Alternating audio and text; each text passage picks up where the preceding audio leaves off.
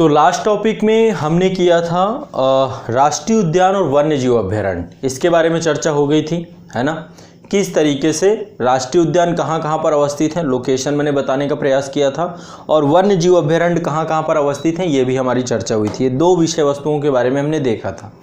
आज अभी और आगे चलते हैं, और राष्ट्रीय उद्यान और वन्य जीव अभ्यारण्य जैव विविधता के संरक्षण के लिए दो महत्वपूर्ण संरक्षित क्षेत्र जरूर हैं, लेकिन इसके अतिरिक्त और भी संरक्षित क्षेत्र हैं, उनको भी थोड़ा सा जान लीजिए। और इसके बाद एक आपका होता है इको सेंसिटिव परिस्थितिकी क्षेत्र, है ना, संवेदनशील परिस्थितिकी क्षेत्र। तो इको सेंसिटिव जोन ESZ ये क्या है ना, थोड़ा सा चर्चा करते हैं। आमतौर पे होता क्या है आपका, मैं आपको थोड़ा सा बता देता हूँ, फिर अभी सारी चीज़ लिखवा भी दूंगा। आमतौर पे जो आपका वन्य जीव अभ्यारण्य होता है या राष्ट्रीय उद्यान होता है, जैसे राष्ट्रीय उद्यान है, राष्ट्रीय उद्यान और वन्य जीव अभ्यारण्य, वन्य जीव अभ्यारण्य जब कभी आप यहाँ जाएंगे, और या फिर जो है सरकार के द्वारा क्या किया जाता है कि चूंकि मान लीजिए ये क्षेत्र, मान लीजिए राष्ट्रीय उद्यान है या वन्य जीव अभ्यारण्य है, मान लीजिए कोई क्षेत्र है, कोई भौगोलिक क्षेत्र है जिसे राष्ट्रीय उद्यान या वन्य जीव अभ्यारण्य राज्य सरकार के द्वारा घोषित किया गया है। तो अब ये तो हो गया मान लो राष्ट्रीय उद्यान वन्य जीव अभ्यारण्य, लेकिन अब इसके आसपास का क्षेत्र है ना, इसके आसपास का क्षेत्र, इसके आसपास का एरिया है, यहाँ पर कंस्ट्रक्शन होना चालू होता है। कंस्ट्रक्शन तो होगा, बहुत बड़े स्तर पर कंस्ट्रक्शन होगा, लेकिन अब सरकार ने किया क्या है, जो राष्ट्रीय उद्यान और वन्य जीव अभ्यारण्य होते हैं, इससे 10 किलोमीटर या इससे अधिक भी हो सकता है, लेकिन 10 किलोमीटर को परिभाषित किया गया है। 10 किलोमीटर के डायमीटर पे, 10 किलोमीटर के एरिया पे किसी प्रकार का भी ऐसा कोई भी औद्योगिक गतिविधि या कोई ऐसी गतिविधि जो पर्यावरण को नुकसान पहुंचा सके, उसको नियंत्रित किया जा सके। इस क्षेत्र को संवेदनशील परिस्थितिकी क्षेत्र में घोषित कर दिया जाता है। संवेदनशील परिस्थितिकी क्षेत्र में घोषित कर दिया जाता है, क्षेत्र में घोषित कर दिया जाता है ना। इसको बोलते हैं इन्वायरमेंट सेंसिटिव जोन ESZ।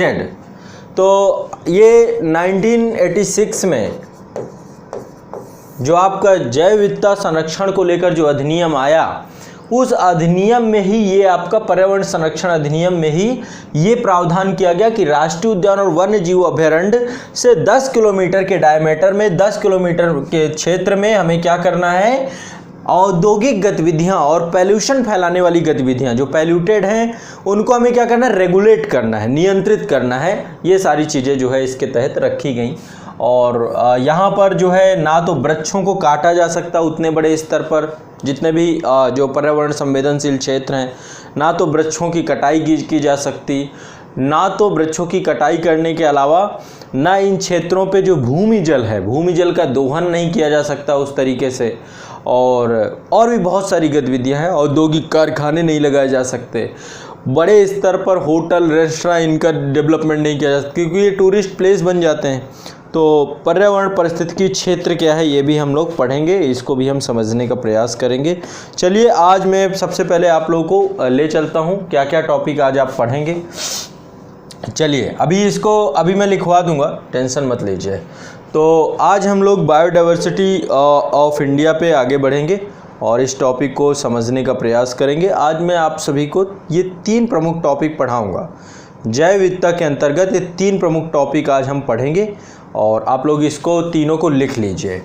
जैव विविधता के अंतर्गत 3 प्रमुख टॉपिक पढ़ेंगे। पहला है राष्ट्रीय उद्यान, वन्य जीव अभ्यारण्य को घोषित किए जाने के नियम क्या हैं, आज इसे पढ़ेंगे। ये तीनों लिख लीजिए आप।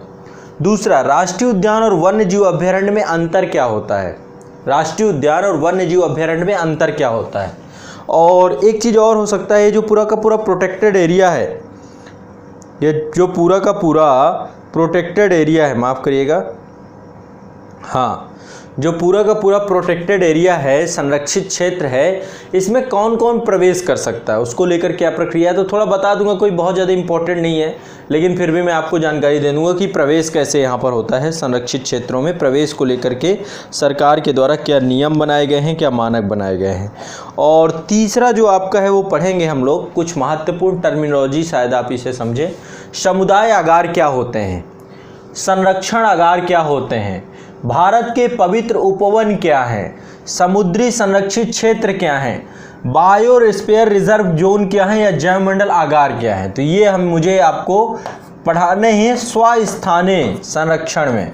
स्वस्थानीय संरक्षण जो आपका है उसमें मुझे आपको पढ़ाना है, संरक्षण में आपको मुझे ये पढ़ाना है, स्वस्थानीय।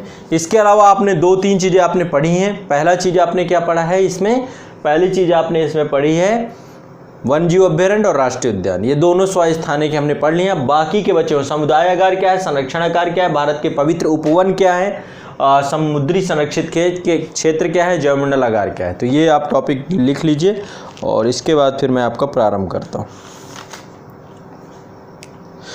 सबसे पहले मुझे सूचना आप लोगों को ये चलो अभी बाद में चर्चा करेंगे। आप लोगों को मैंने बोला था कि राष्ट्रीय उद्यानों को आप मानचित्र में लिखेंगे और उनको डिनोट करेंगे, तो अभी थोड़ी देर बाद मैं आपसे सबमिट करवाऊंगा। सभी लोग सबमिट करेंगे अपनी अपनी कॉपी का वो पेज जिसमें आप सभी ने क्या किया है, राष्ट्रीय उद्यानों को मेंशन करने का प्रयास किया है। वो आपको करना पड़ेगा, देखना कल का आप लोग इससे पीछे नहीं हटेंगे। अब दिमाग में आपकी टेंशन नहीं दी, जिसने नहीं किया हो, बैठ गई हो, तो चुपचाप पहले इसको कर ले क्लास और इसके बाद फिर स्वीकार करे यदि नहीं किया हो तो।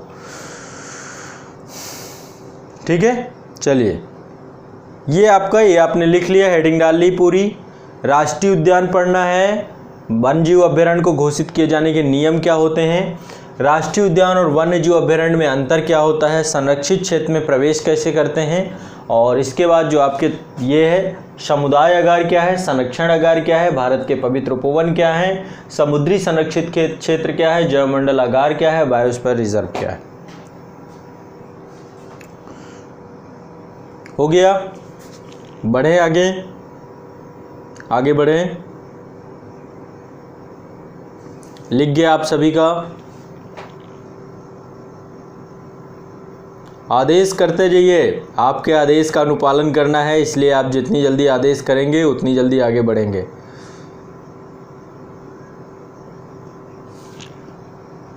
चलिए, तो सबसे पहला जो टॉपिक है, पहली हेडिंग डाल लीजिए, राष्ट्रीय उद्यान एवं अभ्यारण्य घोषित किए जाने के नियम। तो बड़ा आसान है, कुछ है नहीं इसमें, लेकिन मैं बताऊंगा यदि आपको सिर्फ इसमें 3-4 पॉइंट आपको बता दूंगा। और जैसे मैंने इसमें ग्राफ बनाया है वैसे आप बना सकते हैं। हेडिंग है आपकी राष्ट्रीय उद्यान एवं वन्यजीव अभ्यारण्य घोषित किए जाने के नियम। किसी भी राष्ट्रीय उद्यान और वन्यजीव अभ्यारण्य को घोषित कैसे करते हैं, तो ये आपको बहुत क्लियर जानकारी होनी चाहिए। तो बच्चों, एक अधिनियम लाया गया था जिसका नाम है वन्यजीव संरक्षण अधिनियम 1972। क्या? वन्यजीव संरक्षण अधिनियम 1972। तो इसी अधिनियम के पास पूरी अथॉरिटी है। वन्यजीव संरक्षण अधिनियम 1972 के तहत राज्य सरकारों को यह शक्ति प्राप्त है। किसको शक्ति प्राप्त है?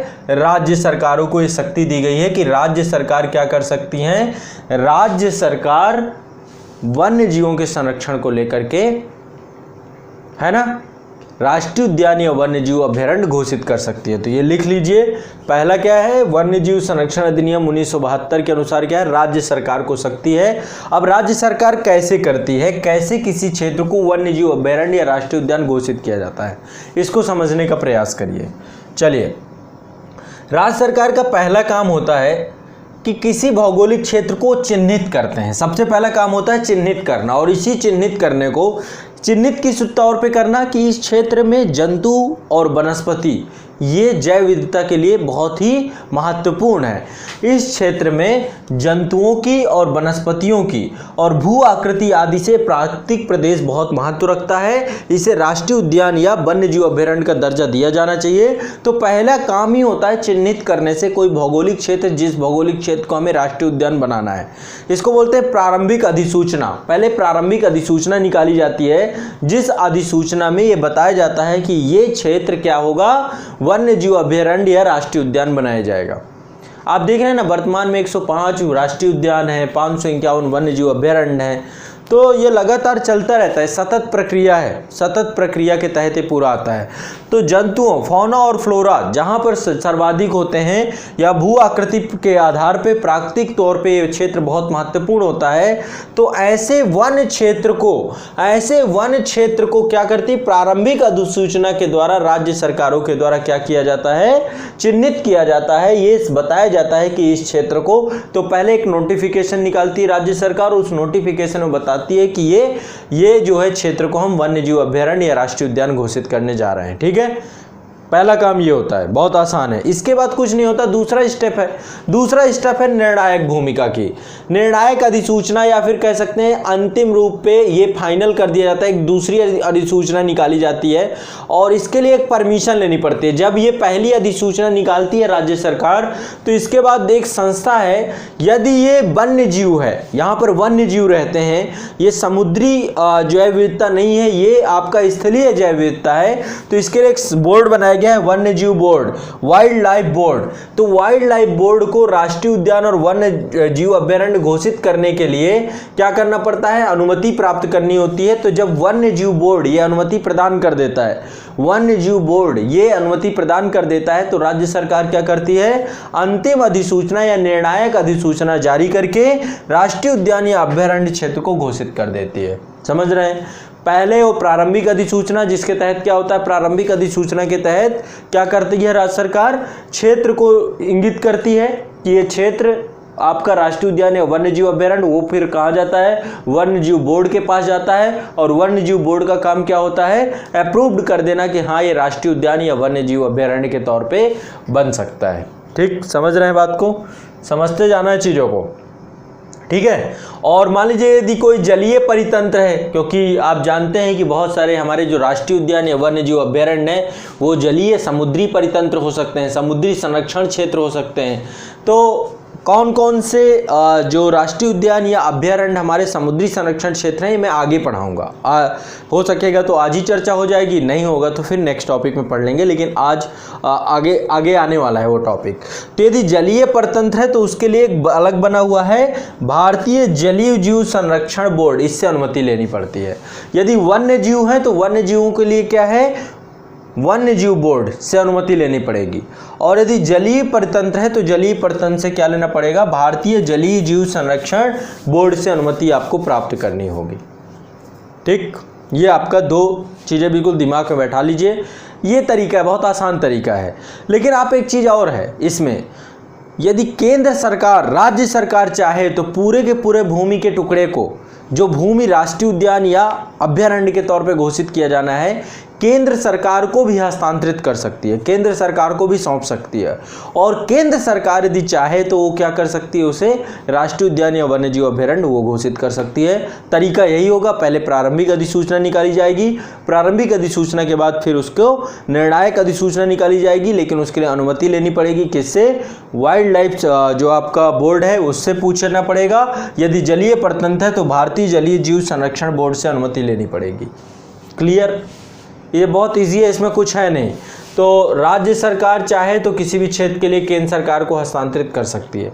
इतना लिखते भी जा रहे हैं ना, साथ साथ फाइनली थोड़ा बहुत लिखते जाओ, क्योंकि बहुत इंपॉर्टेंट टॉपिक नहीं है कोई ऐसा। तो सबसे पहले कि कैसे किसी क्षेत्र को राष्ट्रीय उद्यान, या तो ये दिमाग में बैठा लीजिएगा, ये काम राज्य सरकार करती है। किसको करना है, स्टेट गवर्नमेंट को। ये बिल्कुल आपके दिमाग में क्लियर होना चाहिए, ये काम राज्य सरकार को करना होता है। अब आगे है राष्ट्रीय उद्यान एवं वन्य जीव अभ्यारण्य में अंतर क्या है। तो चलिए यहाँ पर कुछ अंतर लिखे हैं, अब आपको ये पूरा काम जरूर कर लेना है कि राष्ट्रीय उद्यान और वन्य जीव अभ्यारण्य में अंतर क्या है, दोनों में अंतर है क्या। तो ये चीज़ आप लिख लीजिए। आपके सामने आप एक हेडिंग डालिए, राष्ट्रीय उद्यान और वन्य जीव अभ्यारण्य में अंतर, हेडिंग डाल लीजिए। मेरे साथ लिखते भी जाइए, जो यहाँ पर आपको दिखता है, जो मैं बोल भी रहा हूँ, आपका पेन बराबर चलते रहना चाहिए, आपका पेन बराबर चलता रहना चाहिए। तो हेडिंग डालिए, राष्ट्रीय उद्यान एवं वन्य जीव अभ्यारण्य में अंतर, राष्ट्रीय उद्यान एवं वन्य जीव अभ्यारण्य में अंतर, राष्ट्रीय उद्यान एवं वन्य जीव अभ्यारण्य में अंतर, राष्ट्रीय उद्यान एवं वन्य जीव अभ्यारण्य में अंतर। तो सबसे पहले आप एक या तो पेज को दो भागों में बांट लें, एक काम ये हो सकता है, या पहले राष्ट्रीय उद्यान के बारे में लिख लें, इसमें 2 पॉइंट हैं, और इसके बाद वन्यजीव अभयारण्य के बारे में लिख लें, उसमें भी 2 पॉइंट हैं। ठीक है, तो सबसे पहला लिख लीजिए राष्ट्रीय उद्यान में। पहला है, इसमें किसी भी प्रकार का अधिवास या मानवीय गतिविधियों की अनुमति नहीं होती है।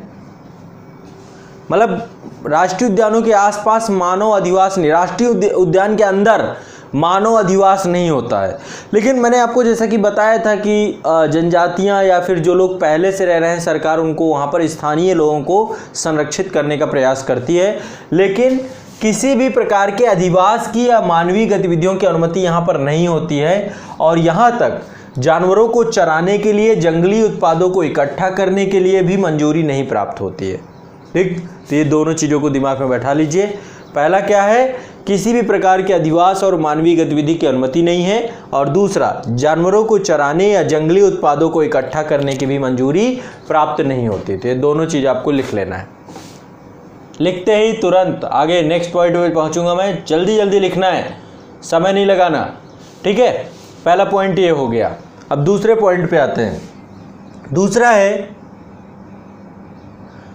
राष्ट्रीय उद्यानों का गठन विशेष प्रकार की शरण स्थली के संरक्षण के लिए किया जाता है, और इसीलिए यहाँ पर सभी जीवों का संरक्षण समान रूप से किया जाता है। जो भी जीव होते हैं, कोई भी ऐसा नहीं है कि एक पर्टिकुलर, क्योंकि राष्ट्रीय उद्यानों में आमतौर पे जैव विविधता बहुत विविधीकृत होती है। खाद्य श्रृंखला के सभी श्रेणी के जीव पाए जाते हैं, सभी श्रेणी के जीव पाए जाते हैं। तो इस क्षेत्र में ऐसा नहीं होता कि किसी एक जानवर को हम ज़्यादा महत्व दें, दूसरे को ना दें। तो सभी के लिए हम बराबर, जो भी संरक्षण है वो सबके लिए बराबर होता है। तो इस पॉइंट को भी लिख लीजिए, राष्ट्रीय उद्यानों का गठन विशेष प्रकार की शरण स्थली के संरक्षण के लिए किया जाता है, अर्थात इस विशेष शरण स्थली क्षेत्र में रहने वाले जीवों का संरक्षण समान रूप से किया जाता है। ठीक, इसके बाद अगला है आपका, नेक्स्ट है वन्यजीव अभयारण्य। अगला है आपका वन्यजीव अभयारण्य। वन्यजीव अभयारण्य में लिख लीजिए, राष्ट्रीय उद्यान में जैसा कि आपने देखा कि राष्ट्रीय उद्यान में मानवीय अधिवास नहीं हो सकता, वहाँ पर लोग नहीं रह सकते, तो उसी प्रकार से वन्यजीव अभयारण्यों में जानवरों को चराने या लकड़ी आदि को इकट्ठा करने की अनुमति तो होती है, लेकिन मानवों का बसना प्रतिबंधित यहाँ भी होता है ना। कुछ एक्सेप्शंस छोड़ के, मान लीजिए जो वन्यजीव अभयारण्य है वहाँ पर किसी एक प्रकार की प्रजाति का ही संगठन है। एक चीज़ और ध्यान रखिएगा, जो राष्ट्रीय उद्यान होता है, राष्ट्रीय उद्यान में बहुत डाइवर्सिफाइड जैव विविधता पाई जाती है, बहुत विविधीकृत होता है। लेकिन वन्यजीव अभयारण्य में आमतौर पे कहीं कहीं पर ऐसा भी होता है कि एक ही प्रजाति ही केवल वहाँ पाई जाती है, बहुत सारे जीव जंतु नहीं पाए जाते, एक ही प्रजाति वहाँ पर है। कई जैसे बर्ड सेंचुरी जितनी भी हैं, बर्ड सेंचुरी में केवल पक्षी विहार है, पक्षी रहते हैं, है ना। तो ये भी थोड़ा सा आपको ध्यान में रखना है, लेकिन फिर भी आप इसको पहले लिख लीजिए। ऊपर वाला आपका लिख गया होगा, ठीक है। ये आप लिख लीजिए, वन्यजीव अभयारण्य को जानवरों को चराने या लकड़ी आदि इकट्ठा करने की अनुमति तो होती है, परंतु कुछ अपवादों को छोड़कर मानवों का बसना प्रतिबंधित होता है। तो मानव अधिवास यहाँ पर भी नहीं हो सकता, मानव अधिवास राष्ट्रीय उद्यान में भी नहीं हो सकता, दोनों जगहों पर मानव अधिवास नहीं हो सकता है। ठीक है।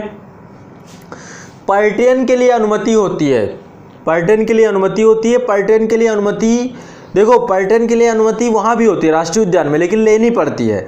यहाँ पर भी पर्यटन के लिए अनुमति लेनी पड़ती है, बस अंतर इतना होता है कि वन्यजीव अभयारण्य जब आप जाएंगे तो बहुत आसानी से आपको मिल जाएगी, लेकिन जब आप राष्ट्रीय उद्यान जाएंगे, राष्ट्रीय उद्यान में क्या होता है, बहुत रेगुलेट किया जाता है। कैसे रेगुलेट कैसे किया जाता है, संख्या निर्धारित करके कि भाई एक दिन में हम ज़्यादा से ज़्यादा 100 लोगों को ही अंदर प्रवेश कराएंगे, इससे ज़्यादा नहीं, इससे ज़्यादा नहीं होगा।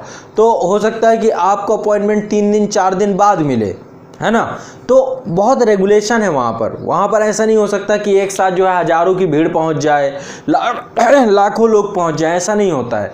जो वहाँ पर रूल रेगुलेशन बने गए हैं, हर एक राष्ट्रीय उद्यान के अपने रूल एंड रेगुलेशन बनाए गए हैं खुद के भी, और बाकी वन्यजीव संरक्षण अधिनियम में बाकी रूल रेगुलेशन दिए गए हैं। तो उतने से ज़्यादा संख्या अप्रूव्ड नहीं हो सकती, उससे ज़्यादा लोग नहीं जा सकते उस क्षेत्र में, ठीक है। तो ये सारी चीज़ें रेगुलेट की जाती हैं, नियंत्रित की जाती हैं। तो जैसे यहाँ पर वन्यजीव अभयारण्यों में पर्यटन की अनुमति होती है। अगला लिख लीजिए यहाँ पर, वन्यजीव अभयारण्यों का गठन एक प्रजाति या कुछ विशिष्ट प्रजातियों के संरक्षण के लिए किया जाता है। यही बात मैं आपको बता रहा था ना। हाँ, वन्य जीव अभयारण्यों का गठन किसी एक प्रजाति अथवा कुछ विशिष्ट प्रजातियों के संरक्षण के लिए किया जाता है। वन्य जीव अभयारण्यों का गठन किसी एक प्रजाति अथवा कुछ विशिष्ट प्रजातियों के संरक्षण के लिए किया जाता है। ठीक है, ये भी आपको। और मैंने जैसा कि बताया कि राष्ट्रीय उद्यानों में बहुविविधीकृत जैव विविधता पाई जाती है। वहाँ पर जो आपका खाद्य श्रृंखला है उसके सभी पोषण स्तर के जीव पाए जाते हैं। ठीक है, आगे बढ़ें। अगला पॉइंट लिख लीजिए, वन्य जीव अभयारण्य और राष्ट्रीय उद्यान दोनों की घोषणा राज्य सरकार कर सकती है। ठीक है, तो इसके लिए राज्य विधानमंडल जो है एक संकल्प पारित करता है और उसी के तहत जो है इसकी स्थापना होती है। तो ये सिमिलरिटी ही है। और अंतिम पॉइंट लिख लीजिए, अंतिम पॉइंट ये है, एक अभयारण्य को राष्ट्रीय उद्यान में परिवर्तित किया जा सकता है। एक अभयारण्य को राष्ट्रीय उद्यान में परिवर्तित किया जा सकता है, पर राष्ट्रीय उद्यान को अभयारण्य घोषित नहीं किया जा सकता है। पर राष्ट्रीय उद्यान को अभयारण्य घोषित नहीं किया जा सकता है। ठीक है, तो आप ये बिल्कुल दिमाग में बैठा लीजिए कि अभयारण्य से ज़्यादा प्रतिबंध कहाँ होते हैं? राष्ट्रीय उद्यानों में होते हैं, अभयारण्य से भी ज़्यादा। तो यहाँ पर मैं 2-3 इमेज भी आपको दिखाऊंगा और आमतौर पे बहुत अंतर नहीं, यदि आप लोग इमेज के माध्यम से देखेंगे तो बहुत ज़्यादा अंतर नहीं आइडेंटिफाइड कर पाएंगे कि राष्ट्रीय उद्यान है या वन्य जीव अभयारण्य है।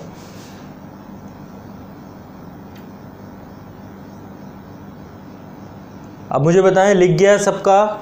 साथ साथ आप लोग जानकारी देते रहें, जिसका जिसका लिखता जाए साथ साथ जानकारी देते रहें। और कोई समस्या आती है तो समस्या हम लोग बाद में डिस्कस करेंगे। कोई समस्या? लिख गया? ठीक है, एक अभयारण्य को राष्ट्रीय उद्यान में परिवर्तित किया जा सकता है, लेकिन राष्ट्रीय उद्यान को अभयारण्य में परिवर्तित नहीं किया जा सकता। ये सबसे बड़ा अंतर है। राष्ट्रीय उद्यान जो है आपका वो अभयारण्य बन जाएगा, लेकिन अभयारण्य राष्ट्रीय उद्यान नहीं बनेगा। ठीक है, चलो, तो यहाँ पर देख सकते हैं, ये एक इमेज आप देख सकते हैं, ये आपका जिम कॉर्बेट नेशनल पार्क है। तो आमतौर पे ये आपकी सफारी होती हैं, ये सफारी गाड़ियाँ होती हैं, आप जंगल सफारी करते हैं इनमें। तो जंगल सफारी में आप देखेंगे ऐसे दृश्य आपको देखने को मिलते हैं आमतौर पे।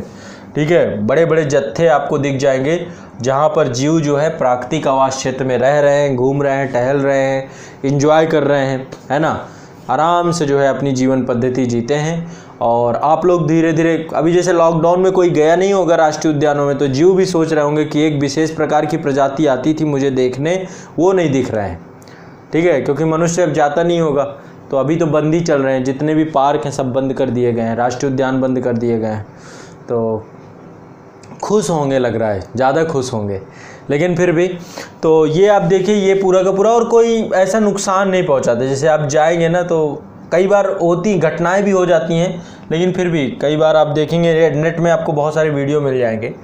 लेकिन चलिए आगे नेक्स्ट देखेंगे। ये वन्य वाइल्ड लाइफ सेंचुरी ऐसे होती हैं, पर्टिकुलर कोई एक प्रजाति होती है, जैसे यहाँ पे हिरन ही है ना, और दूसरी प्रजाति हो सकती है, कोई एक पर्टिकुलर प्रजाति को लेकर के होता है, और कई कई जगह पे विशिष्ट प्रजातियाँ भी होती हैं। कई प्रजातियों से मिलकर के एक वन्य जीव अभयारण्य बनता है, और फिर बाद में उसे राष्ट्रीय उद्यान में भी हम घोषित कर देते हैं। तो वन्य जीव अभयारण्य और इनमें थोड़ा सा बहुत अंतर है। ठीक है, चलिए आगे बढ़ते हैं। नेक्स्ट अगला है, ये आपको हेडिंग डालनी है समुदाय अगार। समुदाय अगार, अगला हेडिंग डाल लीजिए समुदाय अगार। ये क्या है समुदाय अगार? तो अब ये जो 3 टॉपिक आपके हैं, समुदाय अगार, संरक्षण अगार और पवित्र उपवन, ये क्या है थोड़ा सा इसको समझने का प्रयास करेंगे। तो समझेंगे तो पहले समझ लेते हैं, फिर बाद में इसको देखते हैं। ठीक है, तो पहले समझिए इसको।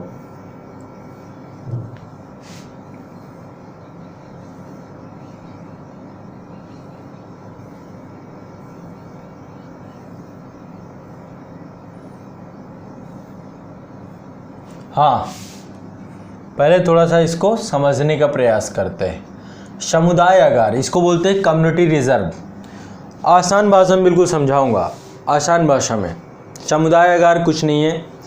मान लीजिए कोई स्थानीय जाति रह रही है, कई जगह पे मानव बसाव है बड़े स्तर पर, तो कोई ऐसा फॉरेस्ट एरिया है जहाँ पर बहुत सारे वन्य जीव रहते हैं, या कोई जलीय परितंत्र है जहाँ पर बहुत सारे जीव रहते हैं, होता है ना, बहुत सारे जलीय परितंत्र हो सकते हैं। और यदि उस पूरे क्षेत्र को राष्ट्रीय उद्यान का दर्जा नहीं प्राप्त है, वन्य जीव अभयारण्य का दर्जा नहीं प्राप्त है, संरक्षण आगार का दर्जा नहीं प्राप्त है, तो कोई एक विशिष्ट स्थानीय संस्था, कोई समुदाय जो हो सकता है, उस क्षेत्र में निवास करने वाला पूरा का पूरा समुदाय, या फिर कोई विशिष्ट व्यक्ति के द्वारा उस पूरे के पूरे परितंत्र को संरक्षित करने की जिम्मेदारी राज्य के द्वारा दी जा सकती है। तो समुदाय आगार कुछ नहीं है। समुदाय आगार के तहत किसी व्यक्ति या संस्था द्वारा आधिकारिक क्षेत्र जो राष्ट्रीय उद्यान, अभयारण्य या संरक्षण आगार के अंतर्गत शामिल नहीं है, तो राज्य सरकार उसे क्या कर सकती है, समुदाय आगार में घोषित कर सकती है, कम्युनिटी रिजर्व में घोषित कर सकती है। तो मतलब यदि कोई जंगली क्षेत्र, देखो हर जगह को अब सरकार ने राष्ट्रीय उद्यान हर जगह घोषित करेगी, तो ऐसे तो फॉरेस्ट एरिया हर जगह है, लेकिन जैव विविधता भी हर जगह है। हर जगह तो फॉरेस्ट एरिया, जहाँ पे फॉरेस्ट एरिया होगा वहीं पे जैव विविधता होगी। तो ऐसी स्थिति में यदि वो उसको राष्ट्रीय उद्यान का दर्जा नहीं प्राप्त है, क्योंकि राष्ट्रीय उद्यान का दर्जा देने का मतलब है बहुत सारे अधिकारों को वहाँ के स्थानीय लोगों के छीन जाना, है ना। तो ऐसी स्थिति में राज्य सरकार क्या करती है, उस क्षेत्र को क्या करती है, वहाँ के स्थानीय लोगों को विचार विमर्श करती है और उनको सौंप देती है।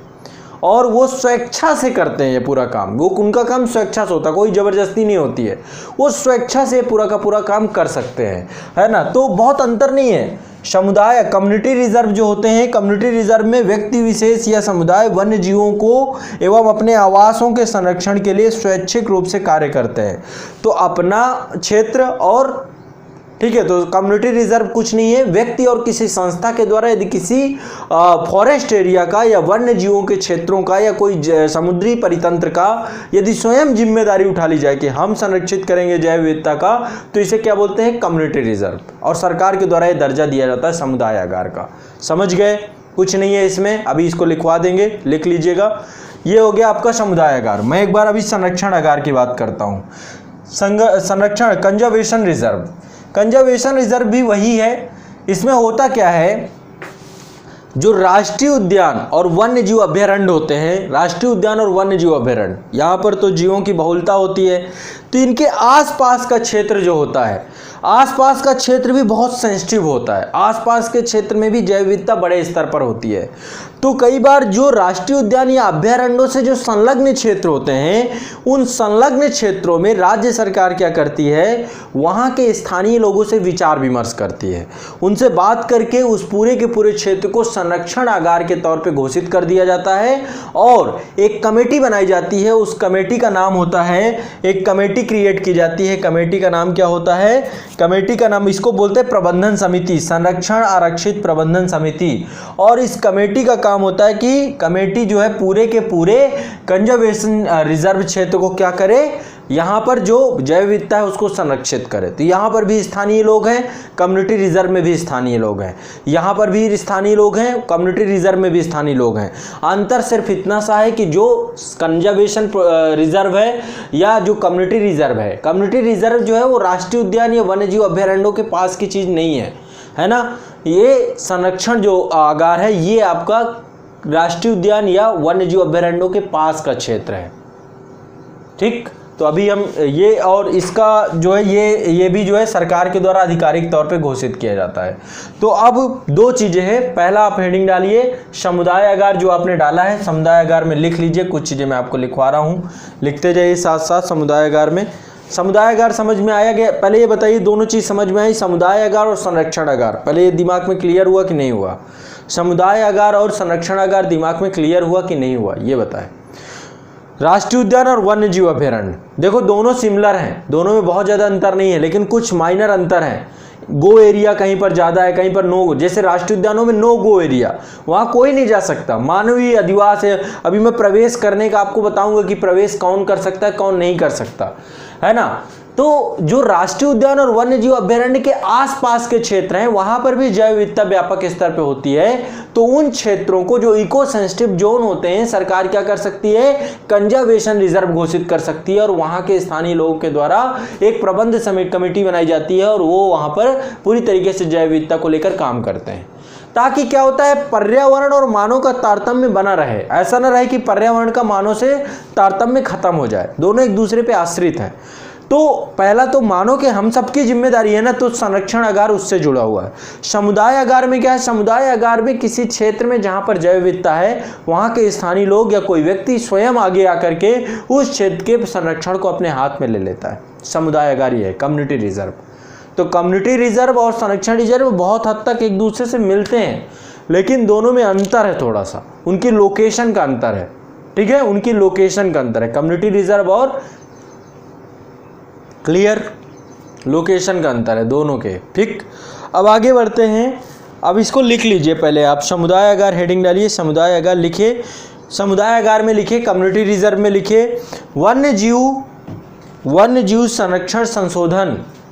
देखो सन 2002 से पहले कम्युनिटी रिजर्व और जो आपका संरक्षण आगार, एक बार अभी चलो लिख लो, फिर मैं अभी समझा दूंगा, एक बार लिख लो फिर मैं समझा देता हूं। ठीक है, लिख लीजिए वन्य जीव संरक्षण संशोधन अधिनियम 2002। ये संशोधन हुआ था 2002 से ही दोनों चीजें आई हैं, कम्युनिटी रिजर्व और कंजर्वेशन रिजर्व, दोनों चीजें कब आई हैं, 2002 के बाद। ठीक है, तो लिख लीजिए वन्य जीव संरक्षण संशोधन अधिनियम 2002 के बाद, दो के बाद किसी व्यक्ति व संस्था द्वारा वन्य जीव संरक्षण संशोधन अधिनियम 2002 के बाद किसी व्यक्ति व संस्था द्वारा आधिकारिक क्षेत्र जो राष्ट्रीय उद्यान, अभयारण्य व संरक्षण आगार के अंतर्गत शामिल नहीं है, किसी व्यक्ति व संस्था द्वारा आधिकारिक क्षेत्र जो राष्ट्रीय उद्यान, अभयारण्य व संरक्षण आगार के अंतर्गत शामिल नहीं है,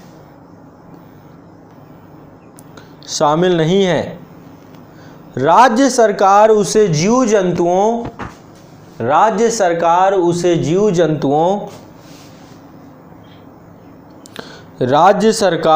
जीव जंतुओं व समुदाय के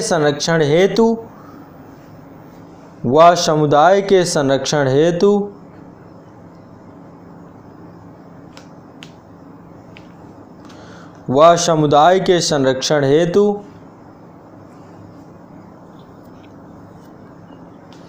समुदाय आगार घोषित कर सकती है। समुदाय आगार घोषित कर सकती है। समुदाय आगार घोषित कर सकती है। समुदाय आगार घोषित कर सकती है। क्लियर? समुदाय आगार घोषित कर सकती है। इनका उद्देश्य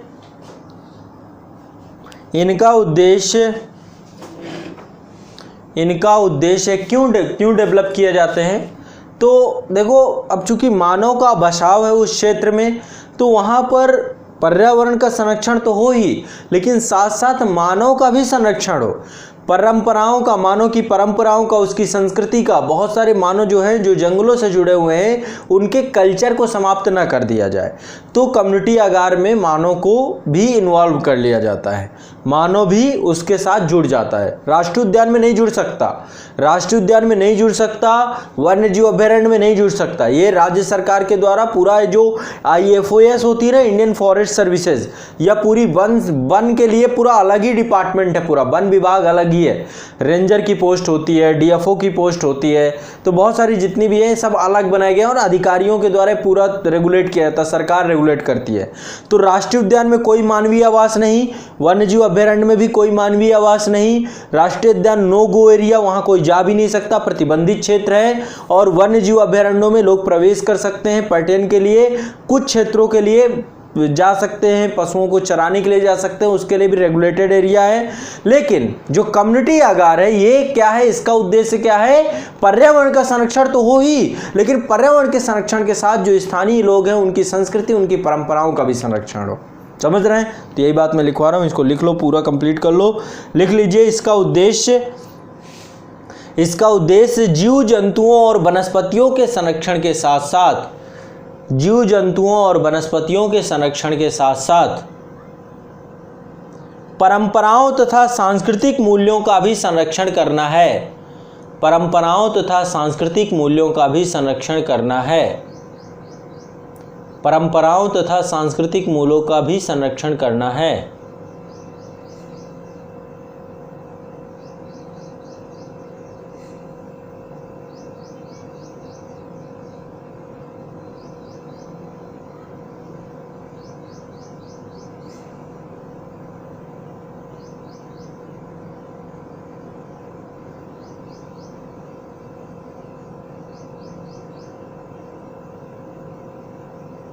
ठीक है, चलिए थोड़ा सा 2 लाइन और लिख लीजिए इसमें। समुदाय आगार में लिखिए, समुदाय आगार के अंतर्गत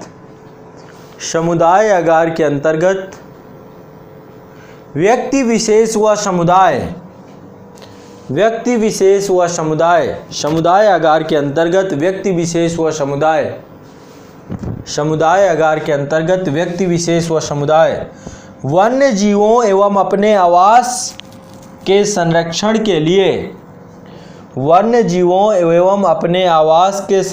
के लिए स्वैच्छिक रूप से कार्य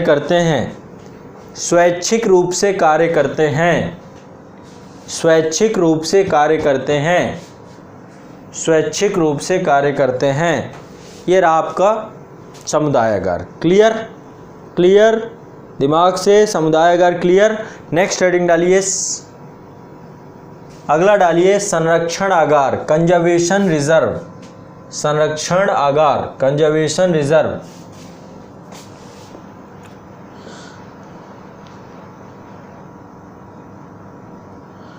कंजर्वेशन रिजर्व तो लिखिए, राज्य सरकार द्वारा आधिकारिक भूमि क्षेत्र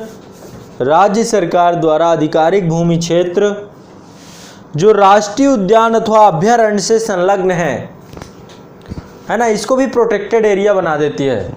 इसमें भी लिखिए, राज्य सरकार द्वारा आधिकारिक भूमि क्षेत्र जो राष्ट्रीय उद्यान अथवा अभयारण्य क्षेत्र से संलग्न है।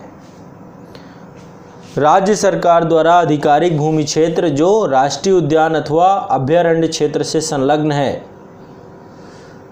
स्थानिक समुदाय से विचार विमर्श करने के बाद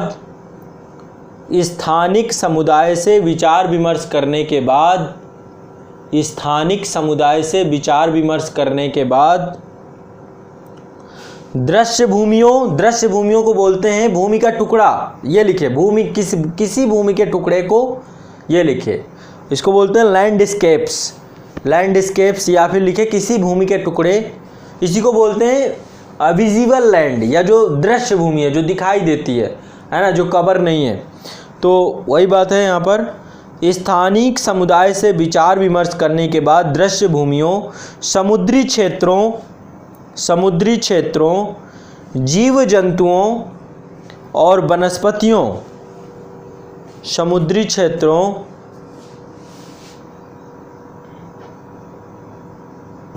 जीव जंतुओं और वनस्पतियों जिनका संरक्षण सुनिश्चित नहीं हो पाता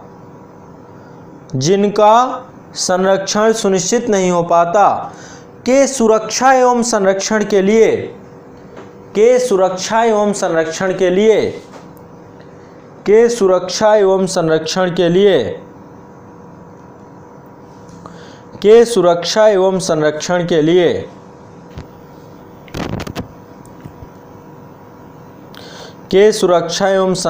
के लिए संबंधित क्षेत्र को संरक्षण आगार घोषित कर देती है।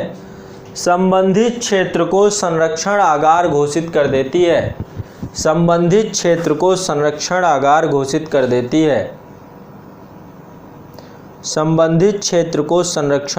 घोषित कर देती है।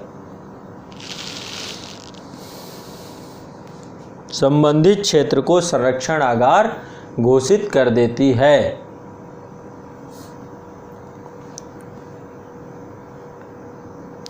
इस क्षेत्र के अंदर रहने वाले समुदाय के लोग इस क्षेत्र के अंदर रहने वाले समुदाय के लोग इस क्षेत्र के अंदर रहने वाले समुदाय के लोग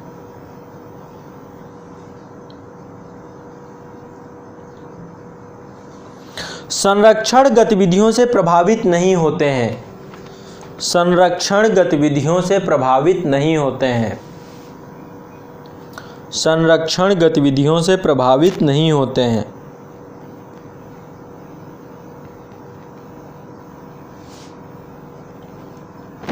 संरक्षण क्षेत्र का प्रबंधन संरक्षण क्षेत्र का प्रबंधन संरक्षण आधारित प्रबंधन समिति, कंजर्वेशन रिजर्व मैनेजमेंट कमेटी, संरक्षण आरक्षित, ये लिखे, संरक्षण आरक्षित प्रबंधन कमेटी, संरक्षण आरक्षित प्रबंधन कमेटी के द्वारा किया जाता है ठीक है। तो आसान भाषा में कहें कि स्थानीय लोगों से विचार विमर्श करने के बाद किसी क्षेत्र के टुकड़े को क्या कर दिया जाता है, संरक्षण आगार के तौर पे घोषित कर दिया जाता है, जो राष्ट्रीय उद्यान और वन्यजीव अभयारण्यों से संलग्न होते हैं। समझ रहे हैं बात को? ठीक है, तो ये बात है, जो क्षेत्र राष्ट्रीय उद्यान और वन्यजीव अभयारण्य नहीं है, कम्युनिटी आगार नहीं है, उनको राज्य सरकार वन्यजीव और अभयारण्य के संलग्न होने के कारण से संरक्षण आगार घोषित कर देती है, कंजर्वेशन रिजर्व घोषित कर देती है। आगे लिख लीजिए, तमिलनाडु के तिरुनेलवेली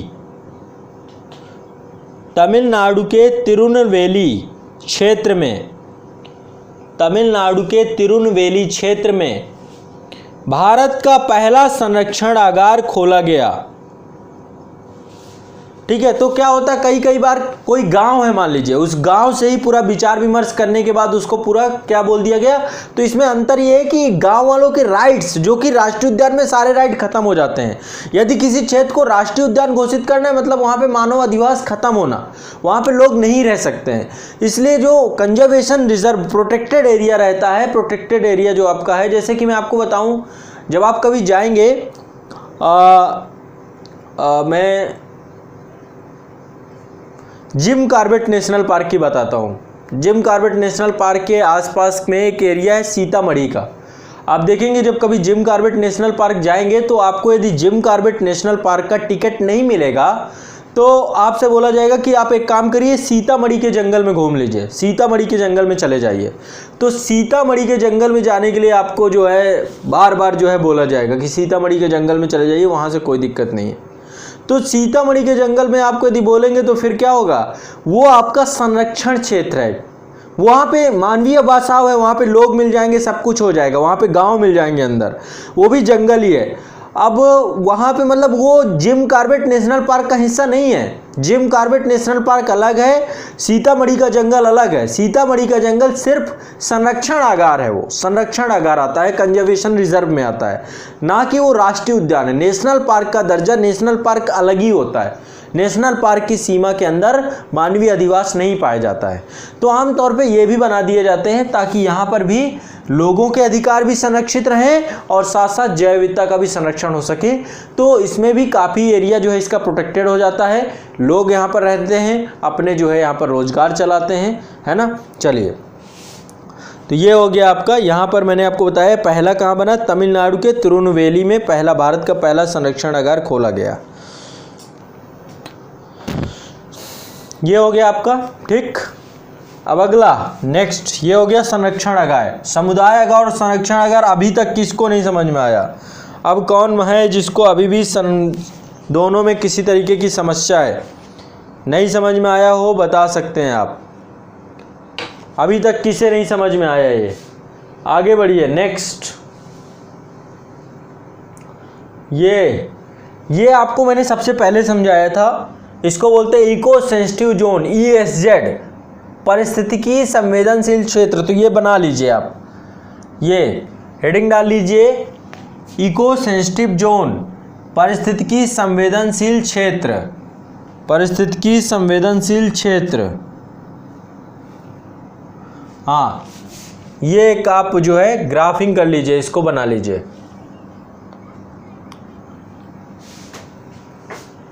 राष्ट्रीय उद्यान और वन्यजीव अभयारण्य, उससे 10 किलोमीटर का डायमीटर है ना। 1986 के पर्यावरण संरक्षण अधिनियम द्वारा क्या किया गया, इसके किसी भी राष्ट्रीय उद्यान और वन्यजीव अभयारण्य के 10 किलोमीटर के दायरे को क्या बना दिया जाता है, पारिस्थितिकी संवेदनशील क्षेत्र बना दिया जाता है।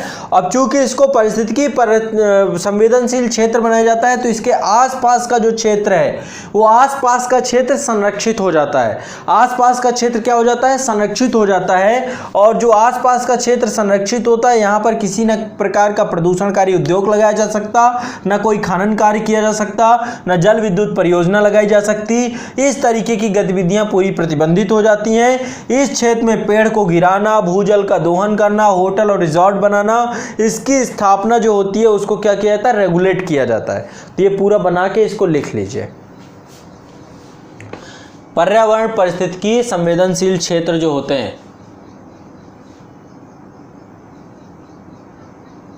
ठीक है, राष्ट्रीय उद्यान या वन्यजीव अभयारण्य के 10 किलोमीटर के क्षेत्र को क्या बनाया जाता है, 1986 के अधिनियम में ये लाया गया कि राष्ट्रीय उद्यान और वन्यजीव अभयारण्य में चूंकि बहुत बड़े स्तर की जैव विविधता है जिसका संरक्षण हो रहा है, तो उसके आसपास कोई ऐसा विकास कार्य ना हो जिससे इस जैव विविधता को क्या हो जाए, इस जैव विविधता को। तो जब कभी आप किसी भी राष्ट्रीय उद्यान की ओर जाएंगे तो जाने के पहले आपको पहले उसका इको सेंसिटिव एरिया मिलेगा, उसके बाद आप प्रवेश करेंगे। इको सेंसिटिव जोन में प्रदूषणकारी उद्योग नहीं लगाए जा सकते, खनन कार्य नहीं किया जा सकता, जल विद्युत परियोजनाएं नहीं लगाई जा सकती हैं, पेड़ नहीं गिराए जा सकते हैं, भूजल का दोहन नहीं किया जा सकता है, होटल और रिजॉर्ट नहीं लगाया जा सकता है। ठीक है, तो जैसे कि मैं आपको बताऊं कि ये जब आप जिम कॉर्बेट की, मैं चूंकि इसके बारे में मैं स्वयं गया हूं तो मुझे थोड़ा जानकारी है।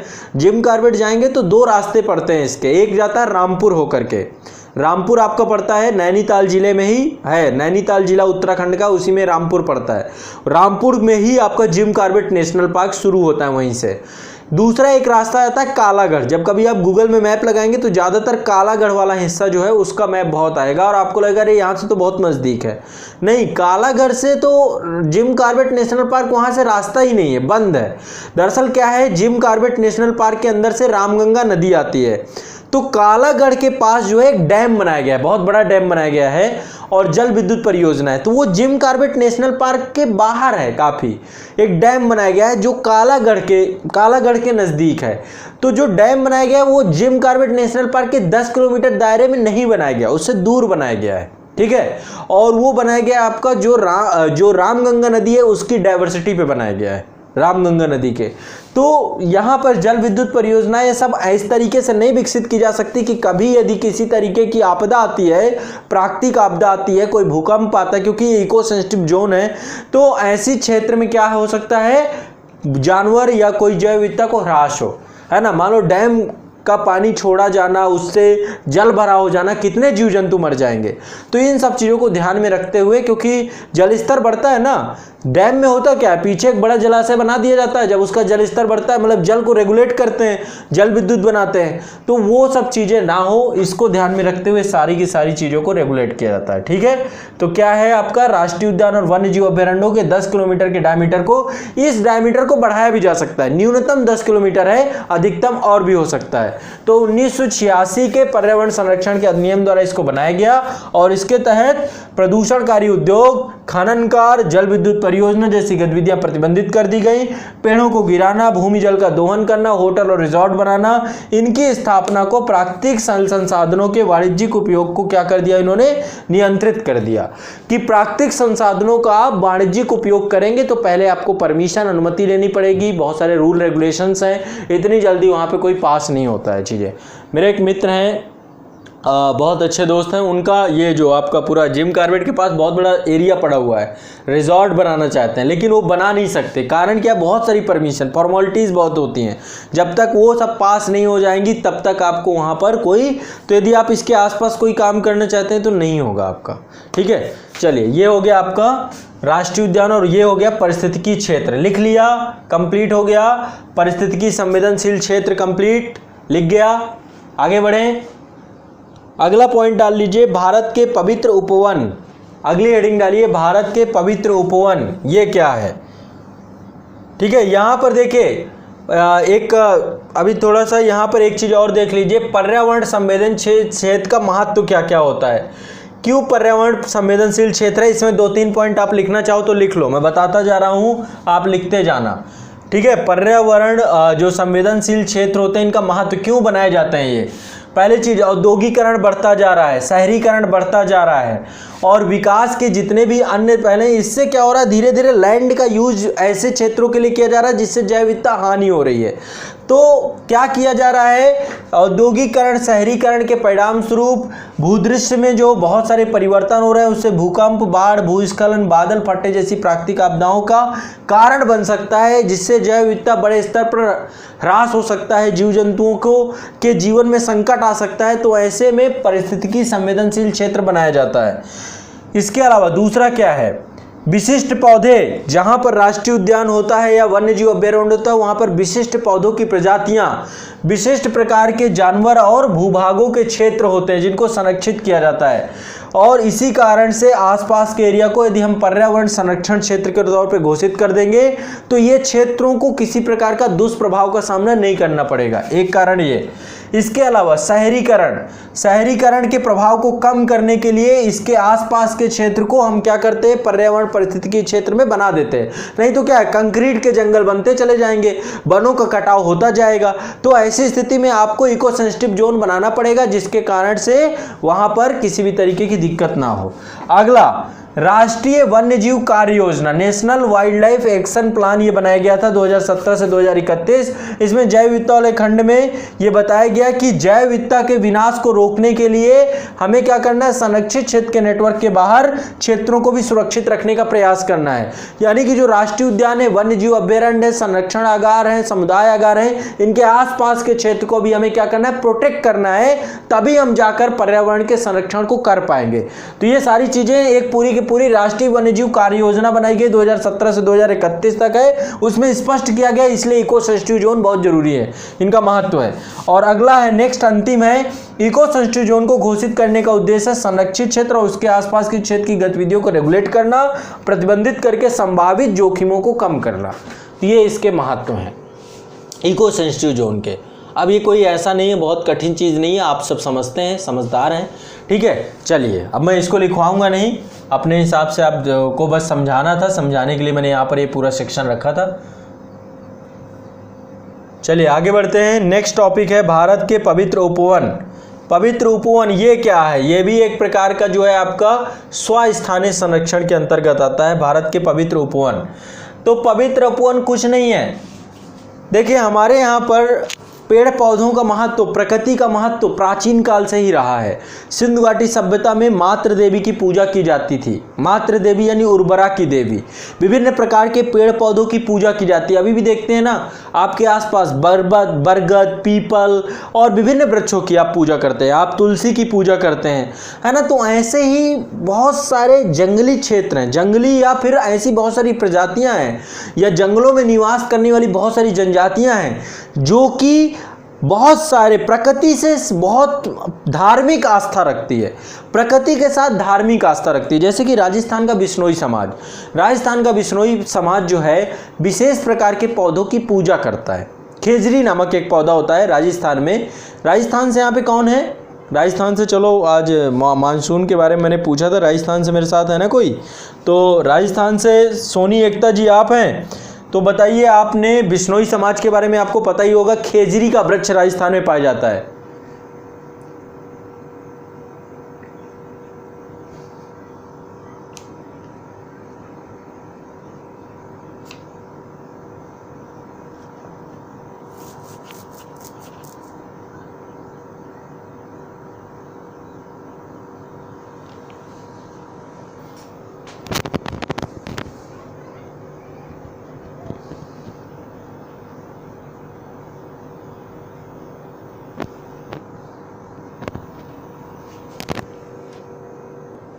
है ना। तो ऐसी बहुत सारी मान्यताएं हैं और यही मान्यताएं आप जो है यही मान्यताएं जो आपकी जुड़ाव रखती हैं। चलिए आगे बढ़ते हैं। नेक्स्ट तो इसके बारे में लिखिए, पवित्र उपवन के बारे में लिख लीजिए। पवित्र उपवन के बारे में लिख लीजिए। लिखिए पवित्र उपवन के बारे में। लिखिए पवित्र उपवन वे क्षेत्र होते हैं, पवित्र उपवन वे क्षेत्र होते हैं जिन्हें लोगों की आस्था और उनके प्राकृतिक लगाव के कारण संरक्षित किया जाता है। जिन्हें लोगों की आस्था और प्राकृतिक लगाव के कारण संरक्षित किया जाता है। पवित्र उपवन वे क्षेत्र होते हैं जिन्हें लोगों की आस्था और उनके प्राकृतिक लगाव के कारण संरक्षित किया जाता है। IUCN के अनुसार पवित्र उपवन प्रकृति की आराधना का एक रूप है। IUCN के अनुसार पवित्र उपवन प्रकृति की आराधना का एक रूप है। प्रकृति की आराधना का एक रूप है। इसके अंतर्गत प्रकृति एवं सांस्कृतिक महत्व के वनों, इसके अंतर्गत प्रकृति एवं सांस्कृतिक महत्व के वनों, इसके अंतर्गत प्रकृति एवं सांस्कृतिक महत्व के वनों, प्राकृतिक वनस्पतियों आदि का संरक्षण किया जाता है। प्राकृतिक वनस्पतियों आदि का संरक्षण किया जाता है। पवित्र उपवन वे क्षेत्र होते हैं जिन्हें लोगों की आस्था और उनके प्राकृतिक लगाव के कारण संरक्षित किया जाता है। IUCN के अनुसार पवित्र उपवन प्रकृति की आराधना का एक रूप है। प्रकृति की आराधना का एक रूप है। इसके अंतर्गत प्रकृति एवं सांस्कृतिक महत्व के वनों, प्राकृतिक वनस्पतियों का संरक्षण किया जाता है। इस क्षेत्र को स्थानीय लोक संस्कृति को समर्पित कर दिया जाता है। इस क्षेत्र को स्थानीय लोक संस्कृति को समर्पित कर दिया जाता है। इस क्षेत्र को स्थानीय लोक संस्कृति को समर्पित कर दिया जाता है।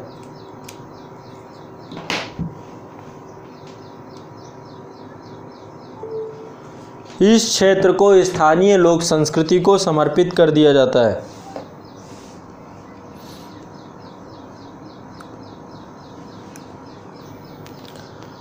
आज भी भारत में गांवों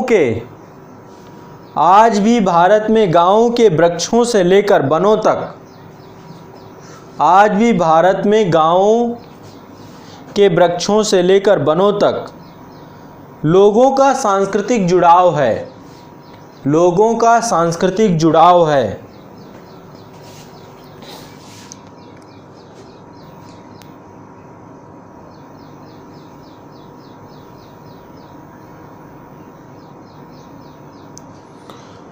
लोगों का सांस्कृतिक जुड़ाव है।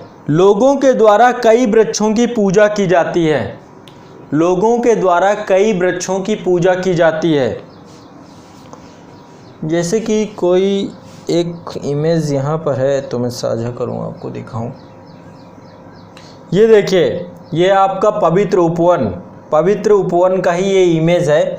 और यहाँ पर मतलब कि जो वृक्ष होते हैं या इस क्षेत्र होते हैं, तो इस क्षेत्र को स्थानीय लोगों के द्वारा, बहुत सारी नॉर्थ ईस्ट में बहुत सारी जनजातियाँ हैं, उन जनजातियों के द्वारा मतलब अपने क्षेत्र में वृक्षों को न काटा जाता, उनके गिरे हुए जो लकड़ियाँ होती हैं उन्हीं का प्रयोग किया जाता है। तो बहुत सारे क्षेत्र हैं जिनको पवित्र उपवन का पूरा दर्जा दे दिया जाता है। तो लिख लीजिए, आज भी भारत में गाँवों के वृक्षों से लेकर वनों तक लोगों का सांस्कृतिक जुड़ाव है। वनों तक लोगों का सांस्कृतिक जुड़ाव है। लोगों के द्वारा कई वृक्षों की पूजा की जाती है। लोगों के द्वारा कई वृक्षों की पूजा की जाती है। जैसे राजस्थान के बिश्नोई समुदाय का खेजरी वृक्ष के प्रति लगाव। जैसे राजस्थान के बिश्नोई समाज का खेजरी वृक्ष के प्रति लगाव। आप हमारे यहाँ देखते होंगे ना, कई जगह पे बरगद कई बीघों में फैल जाता है। 20-20 बीघों में बरगद होता है। अब शायद आपको आश्चर्य लगे, मैं जहाँ से हूँ बुंदेलखंड में एक जगह है आपका ब्यौंजा। ब्यौंजा ये गांव है, स्थानीय गांव है। ये आपका पड़ता है बांदा डिस्ट्रिक्ट में। बांदा के बगल पे ही है, वहीं पर तिंदवारी है, तिंदवारी के पास ही है ब्यौंजा। तो ब्योंजा में एक बरगद है, वो बरगद 20 बीघे में था, अभी इस समय 5 बीघे में है।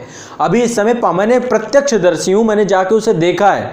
अब समझो 20 बीघे में एक बरगद था, वो एक बरगद भी धीरे धीरे धीरे धीरे जड़ें तोड़ता चला गया और एक विशाल पूरा वन में कन्वर्ट हो गया। उसमें कितने जीव रहते हैं, कई बार तो मैं वहाँ पर गया हूँ, काफ़ी समय मैंने व्यतीत किया है। तो लोगों की बड़ी आस्था का प्रतीक है वो बरगद, और लोग उसे काटना नहीं चाहते। उसका विस्तार भी हो रहा है तो भी उसको लगातार बढ़ाते जा रहे हैं, ठीक है। वो स्वतः अपना जो है, तो कई बरगद की उम्र 1000 साल होती है, 1000 साल। बहुत सारी वनस्पतियां जिनकी उम्र बहुत ज़्यादा होती है, तो ये बरगद की भी उम्र बहुत ज़्यादा होती है, समझ रहे हैं। तो ऐसे बहुत सारे वृक्ष हैं, बरगद हो गया, हम लोग पीपल को इतना श्रद्धा से देखते हैं, और इसी तरीके से बहुत सारी जो स्थानीय जनजातियाँ हैं उनके यहाँ पे बहुत सारे वृक्ष हैं, तो उनको जो है वो काटते नहीं है, और इसलिए उसको पवित्र उपवन का दर्जा दिया जाता है। तो लिख लीजिए कंप्लीट। राजस्थान का बिश्नोई समुदाय का खेजरी के वृक्ष के प्रति लगाव इसके सांस्कृतिक महत्व को बताता है, इसके सांस्कृतिक महत्व को बताता है, इसके सांस्कृतिक महत्व को बताता है। स्थानिक समुदाय के धार्मिक विश्वास को देखते हुए, स्थानिक समुदाय के धार्मिक विश्वास को देखते हुए सरकार पवित्र उपवन संरक्षण का अधिकार इनको दे देती है। सरकार पवित्र उपवन संरक्षण का अधिकार इन्हें दे देती है, इन्हें दे देती है।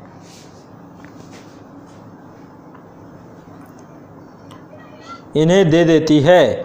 लोगों में इन उपवनों को लेकर इतनी श्रद्धा होती है, लोगों में इन उपवनों को लेकर इतनी श्रद्धा होती है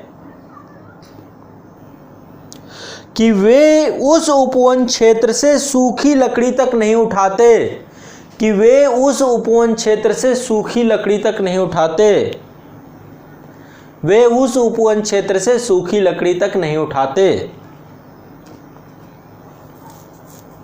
ठीक है, तो ये हो गया आपका पवित्र उपवन के बारे में जानकारी हो गई।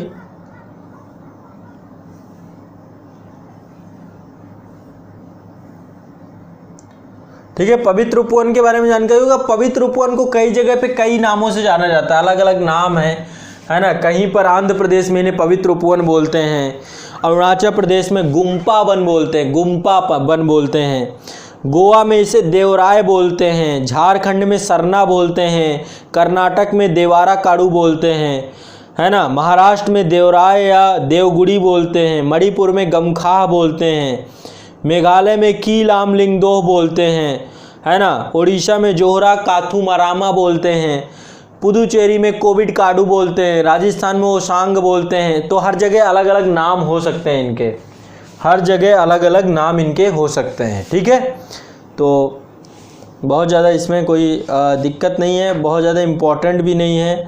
ठीक है, बहुत ज़्यादा इम्पोर्टेंट नहीं है, इसलिए बस इतना जान लो, बहुत ज़रूरी है। नेक्स्ट हेडिंग डालिए समुद्री संरक्षित क्षेत्र, मैरीन प्रोटेक्टेड एरिया। समुद्री संरक्षित क्षेत्र, मैरीन प्रोटेक्टेड एरिया। वैसे जो राष्ट्रीय उद्यान है, बहुत सारे राष्ट्रीय उद्यान ऐसे हैं जो कि मैरीन प्रोटेक्टेड एरिया है, समुद्री संरक्षित क्षेत्र हैं। तो आपको पता है कि समुद्र जो तटीय क्षेत्र है, हमारा भारत की तट रेखा है, जहाँ पर 7500 किलोमीटर की जो हमारी सीमा रेखा है वो तटों से साझा होती है। कितनी? 7500 किलोमीटर की जो सीमा रेखा है वो किससे साझा होती है? तटों से साझा होती है। और ऐसी स्थिति में बहुत ज़रूरी होता है कि जो तटीय क्षेत्रों में जो हमारी समुद्री जैव विविधता है उसको हम संरक्षित करें। कल्प वृक्ष कहाँ से आ गया? कल्प वृक्ष धरती पे पाया भी जाता है। कल्प वृक्ष स्वर्ग में, ये पारलौकिक है, ये कल्प वृक्ष पारलौकिक है। कल्प वृक्ष मतलब कल्पना करने का वृक्ष, जिससे आप कल्पना करें और कल्पना करते ही आपको फल दे दे, उसे कल्प वृक्ष कहते हैं, है ना। तो ऐसे बहुत सारे वृक्ष हैं, और कल्प वृक्ष तो एक तरीके से सिर्फ हमने पुराणों में और कथाओं में पढ़ा है, इसका अस्तित्व प्रकृति और धरती में नहीं, डायनासोर की तरह भी विलुप्त हो गया। तो अगला नेक्स्ट हेडिंग डालिए समुद्री संरक्षित क्षेत्र, marine protected area, marine protected area. तो लिखिए, इसमें लिखिए समुद्री संरक्षित क्षेत्र का उद्देश्य, समुद्री संरक्षित क्षेत्र का उद्देश्य, समुद्री संरक्षित क्षेत्र का उद्देश्य प्राकृतिक समुद्री परितंत्र की मूल स्थिति, प्राकृतिक समुद्री परितंत्र की मूल स्थिति को सुरक्षित और संकलित करना है। प्राकृतिक समुद्री परितंत्र की मूल स्थिति को सुरक्षित और संरक्षित करना है। IUCN के अनुसार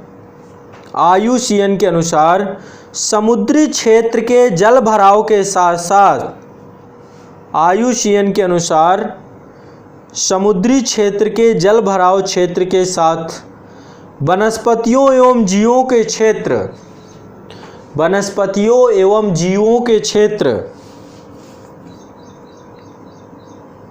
वनस्पतियों एवं जीव जंतुओं के वे क्षेत्र जो ऐतिहासिक एवं सांस्कृतिक महत्व के हैं,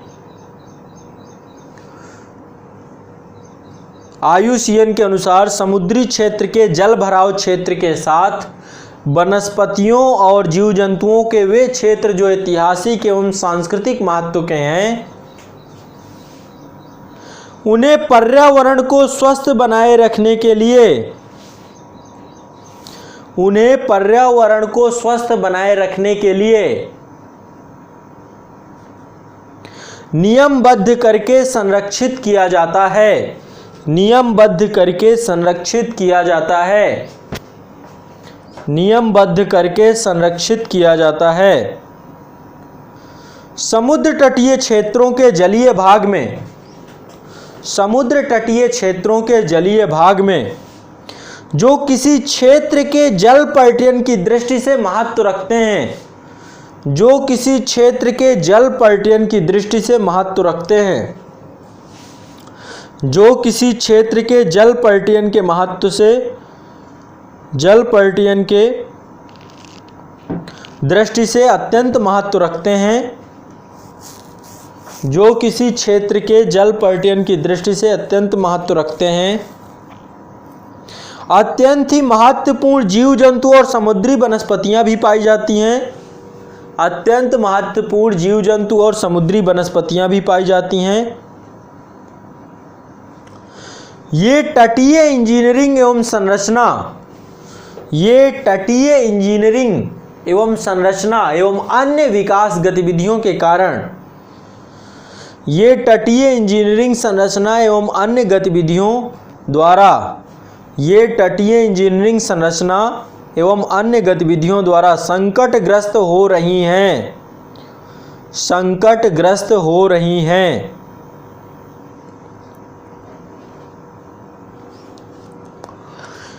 इस क्षेत्र को संरक्षित करने के लिए, इस क्षेत्र को संरक्षित करने के लिए,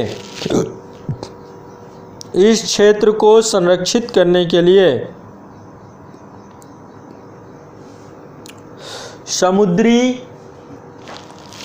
इस क्षेत्र को संरक्षित करने के लिए समुद्री संरक्षित क्षेत्र में घोषित किया जाता है, समुद्री संरक्षित क्षेत्र में घोषित किया जाता है।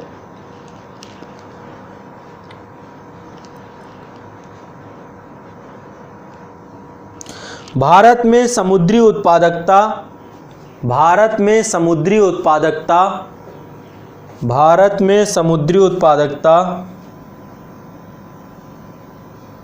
भारत में समुद्री उत्पादकता विशेषकर कोरल रीफ, विशेषकर कोरल रीफ, कोरल रीफ, विशेषकर कोरल रीफ, मूंगा, मूंगा बोलते हैं ना, मूंगा होता है, मूंगा चट्टानों पे ही एक जीव पाया जाता है, कोरल रीफ बोलते हैं उसी को। इससे बहुत सारे द्वीप बने हुए, जैसे कि लक्षद्वीप कोरल रीफ से बना हुआ है, और आपका मालदीव ये भी कोरल रीफ से है। तो coral reef lagoon, calcium carbonate की चट्टानें होती हैं, ये कैल्शियम कार्बोनेट का खोल होता है उस जीव के चारों तरफ, इसी को कोरल रीफ मूंगा चट्टान बोलते हैं।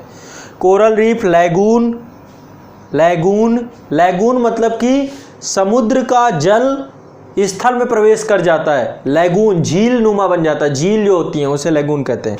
मैंग्रोव, मैंग्रोव वनस्पतियां होती हैं, बड़े स्तर पर जो है आपका विस्तार होता है, मैंग्रोव। एस्चुरी, एस्चुरी, एस्चुरी आप जानते ही हैं, डेल्टा जैसे होता है वैसे एस्चुरी, इसको बोलते हैं ज्वार नदमुख, है ना। ज्वार नदबुक, नर्मदा नदी, ताप्ती नदी एस्चुरी बनाती है। एस्चुरी समुद्री घास बेड, समुद्री घास बेड, समुद्री घास बेड, तो ये आपका सी ग्रासलैंड एरिया है। मछलियाँ तथा अन्य समुद्री जीव, मछलियाँ तथा अन्य समुद्री जीव, मछलियाँ तथा अन्य समुद्री जीवों की प्रचुरता पाई जाती है, की प्रचुरता पाई जाती है।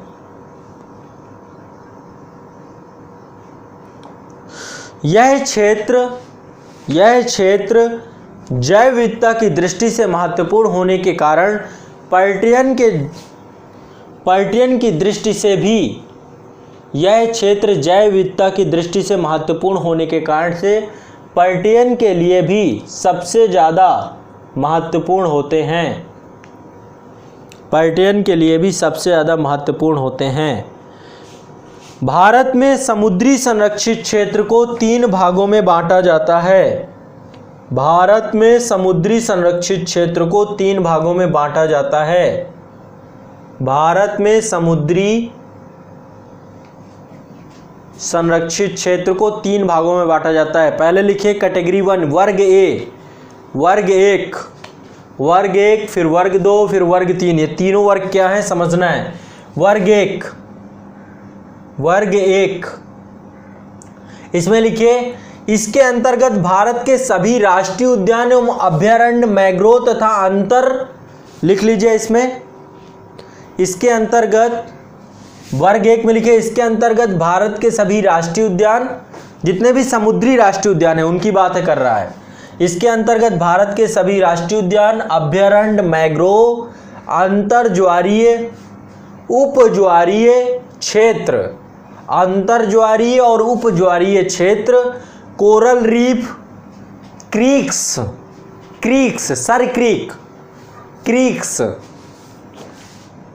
क्रीक्स, समुद्री घास, सी ग्रास बेड बोलते हैं इसको, एल्गी, एल्गी, नील हरित शैवाल होते हैं ना, एल्गी, एस्चुरी और लैगून संरक्षित किए जाते हैं। पहले वर्ग में क्या क्या संरक्षण होता है?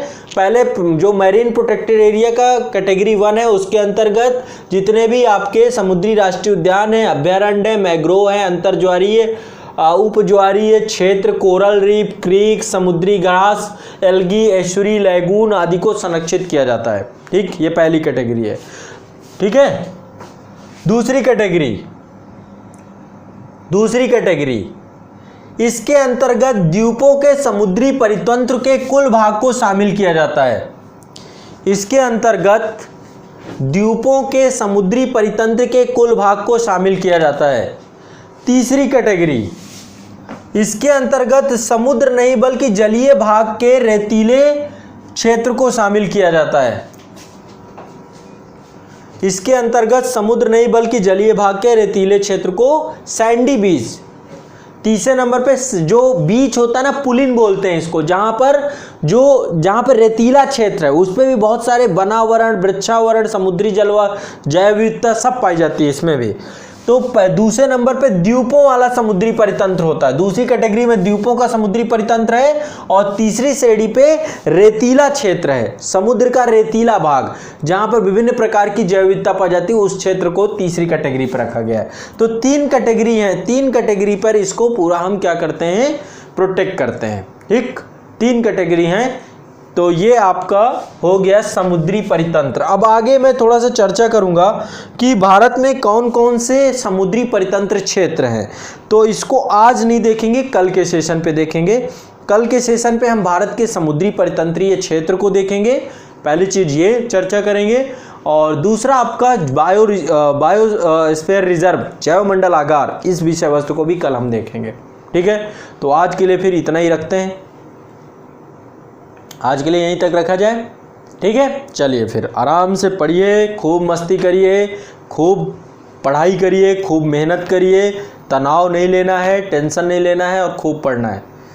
ठीक है, चलिए अब आपको कोई यदि किस तरीके की परेशानी, कोई दिक्कत, कोई समस्या कुछ भी